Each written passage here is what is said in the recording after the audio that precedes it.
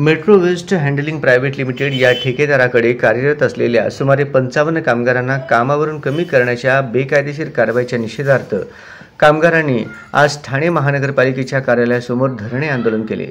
यामध्ये जानेवारी 2020 पासून वार्षिक रजेचा पगार न देणे, फायलेरिया विभागातील कामगारांचा 2 महिन्यापासून पगार न देणे याबद्दल वारंवार पत्र व्यवहार पाठपुरावा करून सुद्धा न्याय मिळत नसल्यामुळे नाईलाज असतो हे धरणे श्रमजीवी कामगार रहित संघटनेच्या नेतृत्वाखाली हे आंदोलन छेडण्यात आले।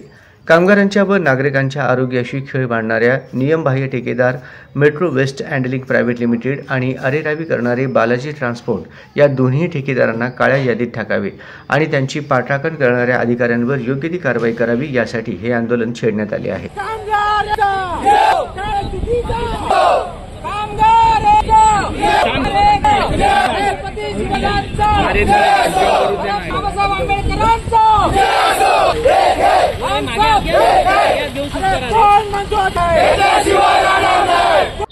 हँडलिंग प्रायव्हेट लिमिटेड ही कंपनी आली, जेव्हापासून आली तेव्हापासून आमच्यावर अत्याचार, छळवणूक आणि मानसिक त्रास देण्यात चालू केलेला आहे। आज सध्याच्या घडीला 2 महिने झालं पगार दिलेला नाहीये। त्यानंतर वार्षिक रजेचा पगार आहे 2 वर्षाचा दिले आणि 15 त्यांनी घरी बसवलेला आहे, नोटीस दिलेली आहे।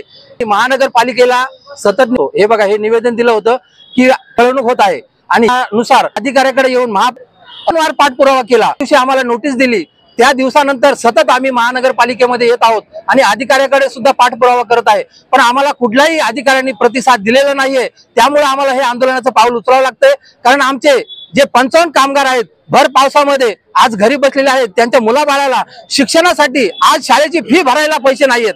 हा महत्वाचा आहे आणि ही मेट्रो कंपनी आमचा इतका छळवणूक करते, मानसिक आणि आर्थिक बाबतीमध्ये पूर्णपणे आम्हाला खचून यांनी असा प्लॅनिंग केलेला आहे। एक लेटर बनवलंय, चेक बनवलेत पगार आणि लेवीचा, आणि त्यांनी स्वइच्छेने राजीनामा द्यावा, त्याच्यावर सही करा तरच तुम्हाला चेक देतो असा आम्हाला धमकी वजा काही कामगारांना सांगण्यात आलेला आहे। आणि हे मेट्रो कंपनीची धमकावण्याची जी भाषा आहे त्या अधिकाऱ्यांना सुद्धा आम्ही सांगितलंय।